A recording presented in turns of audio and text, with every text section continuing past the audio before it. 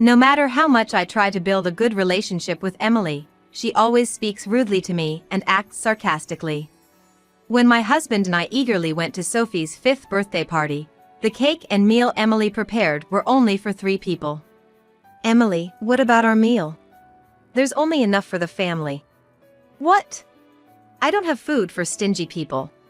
She waved the gift envelope I had just given her. Giving $1,000 for your granddaughter's celebration, are you kidding? My dad gave $4,000. At least $2,000 is the norm. I thought it was a standard amount. I've had enough. Can we cut ties after today? Emily said this with a beaming smile. My parents are enough for me. We don't need you guys. In fact, you're in the way. My husband, Dan, and I looked at each other. Shall we go home? Yeah. I clenched my fist. No more patience. I'll make her regret ruining Sophie's birthday and treating us badly. I'm Barbara, a 60-year-old housewife living with my husband, Dan. I work part-time at a restaurant. Since our eldest son, Mike, landed a job at a big corporation, we felt a weight lifted off our shoulders. On weekends, Dan and I enjoy going to movies and traveling, just the 2 of us. Dan is kind, and Mike is considerate and serious. I felt blessed, but secretly worried about Mike not showing any interest in marriage even in his late 20s. I wanted to be called grandma someday, but I understood that many young people nowadays choose not to marry. Just when I was about to give up, Mike brought his fiancée home. She was Emily, the daughter of a well-known local business family. They met at a cafe near Mike's workplace. Emily, not keen on office work, was working there part-time for social experience, as her cousin would take over her father's business. She seemed like a beautiful and capable woman, the kind to take the lead with Mike. After they got married, they had a daughter, Sophie, the next year. Living in an apartment in the same city, they visit us during holidays, bringing Sophie along. Dan and I adored Sophie immensely. And Emily seemed happy to see this. But our initially good relationship with Emily started to crack, beginning with her requests. As usual, the family came to visit. Taking advantage of Dan and Mike going shopping, Emily confided in me. Sophie has sensitive skin, so we have to be careful with clothes. Good quality ones are pretty expensive. Was she hinting for me to buy baby clothes? I wondered. Mike earns well above the average salary for men in their 30s. If he knew she wanted to buy clothes for Sophie, he'd surely agree without a second thought. Maybe they're saving for the future and don't want to spend from the household budget. Also, I thought her family was wealthier than ours, but maybe it's hard to ask her parents for money. Emily, do you want some clothes? Hesitantly, I asked, and Emily's face lit up instantly. Yes, I love this brand. It's so cute. Famous actresses often dress their kids in it. She showed me a picture on her phone, and I was stunned. A short-sleeve t-shirt was $140, a lace dress $200, and brand logo ballet shoes an astonishing $2,000. Emily, isn't that a bit extravagant for folks like us? I gently chided, but Emily's eyes flashed as she retorted. Don't you think Sophie's adorable? I don't mind wearing thrift store clothes, but I want my daughter to wear the best. Overwhelmed by her passion, I ended up buying her high-brand clothes and shoes as she begged. I didn't feel comfortable telling Dan, so I kept it to myself. I bought them with my own salary, so it's okay, right? I excused myself internally. After that, I continued to give her clothes and shoes for events like birthdays, Christmas, separate from other gifts. But one thing puzzled me. Whenever the clothes arrived, Emily always sent a thank you message, but she never posted a photo of Sophie wearing them. One weekend, while having lunch with a friend, I shared this with her. She thought for a moment, then showed me a flea market website. Is this? I exclaimed in surprise.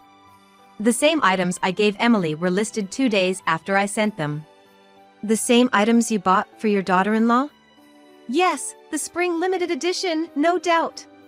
And they're unopened. I always shop here for kids' clothes, so I keep an eye on it. This brand is popular, so unopened items sell for a good price. My friend said, frowning. I remember this seller's username, it's unique. They list high-brand items several times a year. Maybe they're selling gifts they received. I felt bitter. This could be a coincidence if it happened just once. But if it keeps happening, it's safe to assume Emily is secretly selling the clothes I send. Or perhaps she's been having me buy them with the intention of selling them all along. As I kept checking the website, I noticed that 2 days after I sent clothes, the same items would always appear, listed under the same username. Last Thanksgiving, when I visited my eldest son and his wife, I finally told Emily. I'm gonna stop sending clothes after this time. Why? Emily puffed her cheeks. Dan's against it. Says they're too pricey for kids' clothes. But don't worry, we'll still give toys and gift cards like before. I explained, having discussed this belatedly with Dan. Dan agreed with me. Emily's a stay-at-home mom. She's probably selling the clothes for extra cash. If it's hard to say no, just use my name. Thanks, I'll do that. Sure enough, when I mentioned Dan's name, Emily swallowed her complaint. She's not comfortable with quiet Dan. Fine. But your husband's stingy. She spat out bitterly, but after that, she stopped asking me for kids' clothes. There were other troubling things about Emily's behavior. She's either germophobic or just doesn't like me.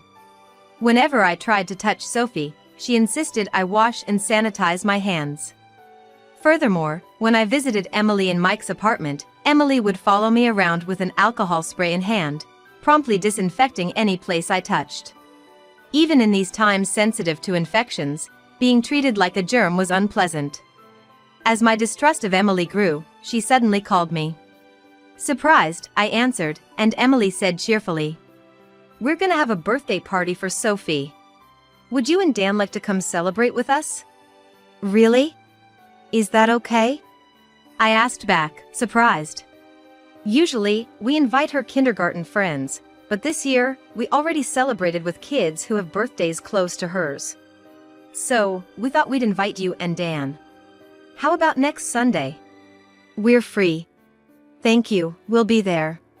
I was delighted since I usually sent the presents by mail. Is the doll she wanted before okay for a present? Or should I get a gift card? Could you make it cash this time? Understood. I consulted with Dan and wrapped $1,000, then headed to Mike and Emily's apartment the following Sunday. In their living room, stylishly decorated with pastel balloons and garlands, stood Sophie, shyly smiling, wearing a pink dress and a ribbon in her hair.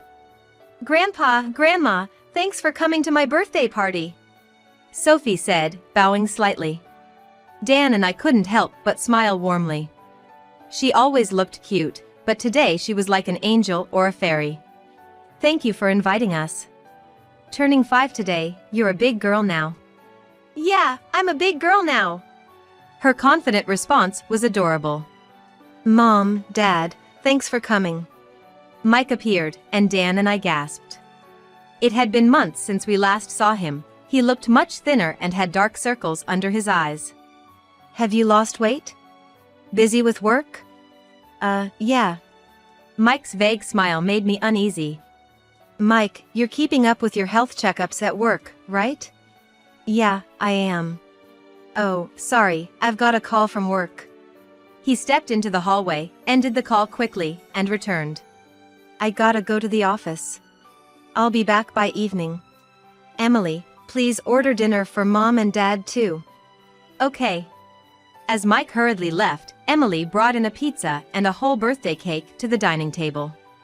Daddy's gone to work, so let's eat first, she said, cutting the bear-shaped cake into 3 pieces. 3 pieces? I noticed that Emily had set out only 3 plates and sets of cutlery. In front of a puzzled Dan and me, Emily transferred the pizza onto plates. Emily, what about ours? I asked, confused. There's only enough for the family. What? I don't have food for stingy people, she said, almost singing, waving the envelope I had just handed her. A $1,000 gift for your granddaughter's birthday, are you kidding? My dad gave $4,000.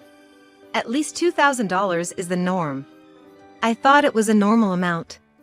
She looked at me and laughed derisively. Normal?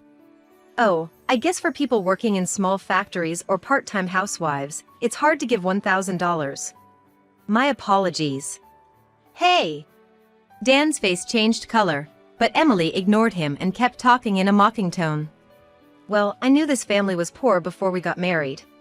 The house is shabby, the interior old, and the whole family stingy.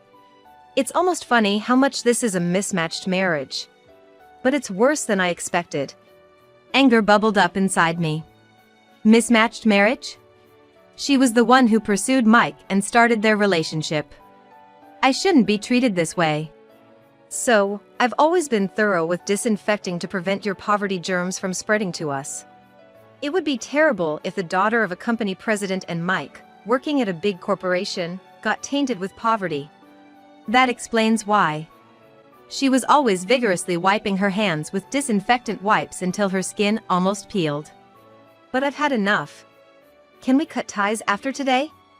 Emily said this with a full smile towards Dan and me. Just having my parents is enough. We don't need you guys. In fact, you're in the way. Dan and I exchanged glances. I thought he would be angry, but he seemed more exasperated and detached than anything. Shall we go home? Yeah. As we headed to the entrance, feeling weary, Sophie came running after us, looking confused. Grandpa, Grandma, are you leaving already? I was looking forward to playing with you, Sophie said, tears starting to fall. My heart clenched. I kneeled and hugged her. I'm sorry, dear. We're leaving today, but we'll come to see you again soon. Be good and listen to your mom and dad until then, okay? Okay, I understand. As Dan patted Sophie's head, Emily stood behind him with her arms crossed, glaring at us. Dan and I left Sophie's place with heavy hearts. In the evening, Mike called me. When I got home, Sophie's eyes were all swollen. Seems like she cried a lot after you two left. Is that so? Mom, you left because you had a stomachache, right? It can't be helped. Did you go to the doctor? It's better now. Thank you. Mike's kindness warmed my heart. Compared to him, that daughter-in-law. After hanging up, I felt a surge of anger and clenched my fists. Emily probably doesn't care that Sophie was sobbing because she drove us away. No more patience. I'll make her regret treating us badly and ruining Sophie's birthday. Emily declared cutting ties, but she still seems to be playing nice in front of Mike. She hasn't left the family messaging app, so Dan and I can still communicate with Mike's family. So, I decided to use that to expose Emily's true nature to Mike. I waited for Mike's break time at work and posted the flea market site's screenshots to the group message. Emily immediately responded. Barbara, please delete that photo right now. Oh, Emily, I thought you were cutting ties with us. Right after my reply, a message from Mike appeared. Emily, what's this about? Mike, don't believe her. Cutting ties is just a lie from your mother. A lie. No, I'm talking about the clothes. The clothes Mom gave Sophie, I never saw her wearing them. Were you selling them on the flea market? Emily seemed shaken, not replying after reading the message. And it's all of them, right? You had Mom buy them just to sell? I can't believe this. It's a coincidence. Just happened to be someone else selling the same clothes. Mike pressed Emily as she tried to bluff. That's your username, right? When I get home, I'm checking Sophie's closet. You're insisting they're there, right? I remembered. Sophie got them dirty right after I put them on her, so I threw them away. All 20 outfits? Selling all of them would easily make over $2,000, right? Mike's message conveyed a quiet anger. After a while, a message from Mike to me appeared. Mom, can you and Emily come to our house after work? I want to have a discussion, the four of us. Wait. I can't go. I have to take care of Sophie. Emily panicked, but Mike replied. I'll ask your parents, then.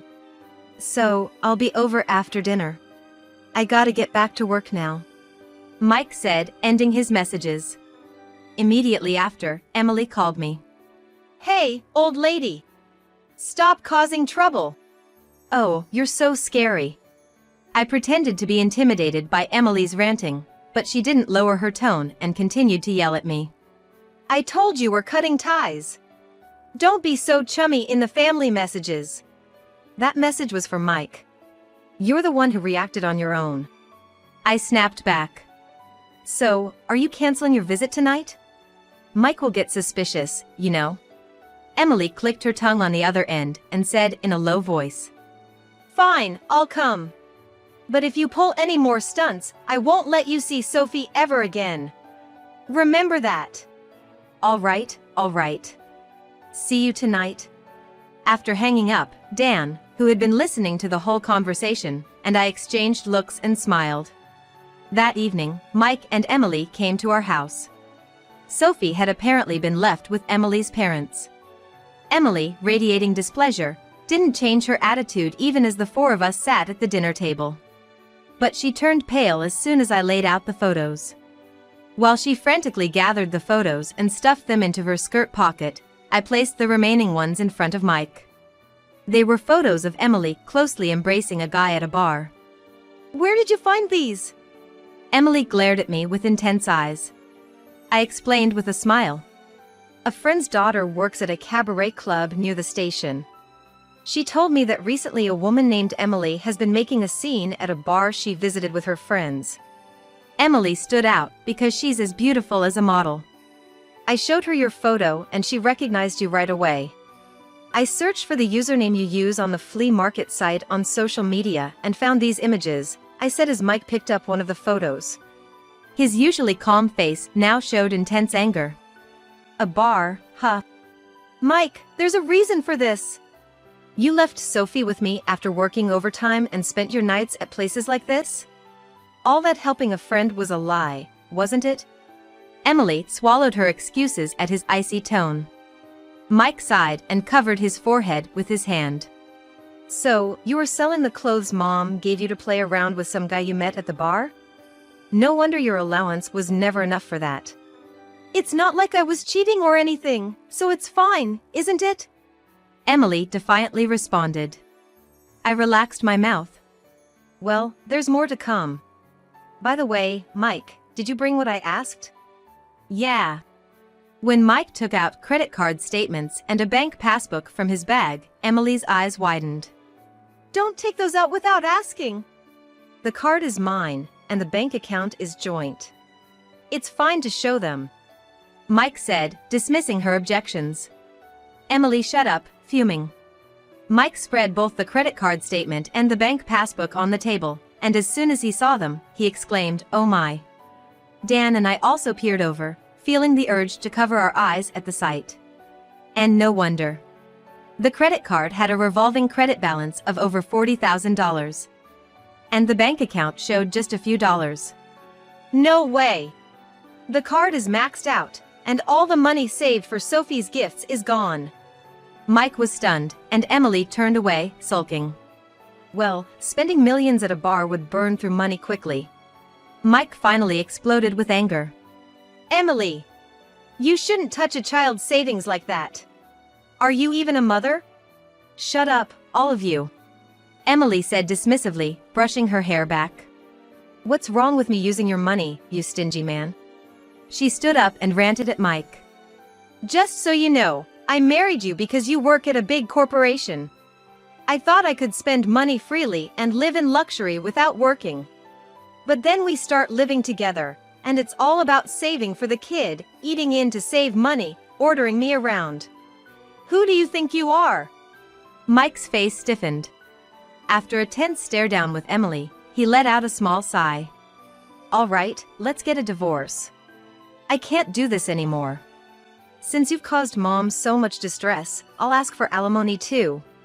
Mutual distress. Fine, I'll ask Dad. He'll gladly pay the alimony and the card bills. I don't need any of you, Emily said arrogantly, laughing in a shrill voice. I presented my phone to her. Are you sure you should be saying that? Huh? Dad's company went bankrupt. Emily's eyes widened in shock. She snatched my phone and stared at the screen, frozen. It was on the local internet news just now. Haven't you heard anything from your dad? He mentioned something about having a tough time with finances due to the recession. But he always listened to my requests. All of Emily's earlier bravado was gone. She had completely lost her color and was trembling in her voice. Then, her phone rang. Taking out her phone, Emily swallowed hard and answered the call. Hey, Dad. The company hasn't really gone bankrupt, right? I'm sorry, I tried, but it was no good. So, sorry, I can't help you with money anymore. Emily's face twisted dramatically. She looked like she was about to cry. What? But that's going to be a problem. Paying the employees is all I can manage. I'm retiring as president and will live leisurely with your mom, so you should get along with Mike and Sophie. Emily's father was loud, so the whole conversation was audible. Get along? I'm probably going to get a divorce. Oh, really? Oh, I got a call from the bar. They asked when you're going to pay your $20,000 tab. Emily's face contorted. I was, thinking of asking Dad. No, that's impossible. Her father cut her off sharply. You're 35, Emily. A proper adult. You need to figure this out yourself. Good luck. Holding the disconnected phone, Emily looked completely drained. I delivered the final blow.